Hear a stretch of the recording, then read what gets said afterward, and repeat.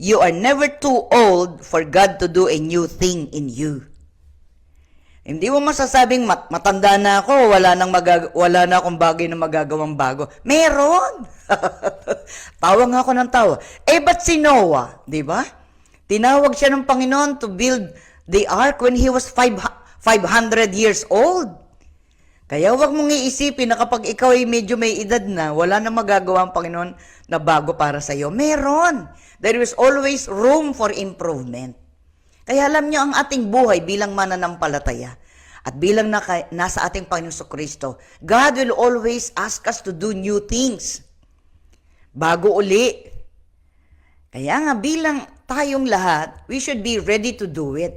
Sapagkat yun ang gusto ni Lord di ba? We ask the Lord, Lord, ano bang gusto mong gawin ko?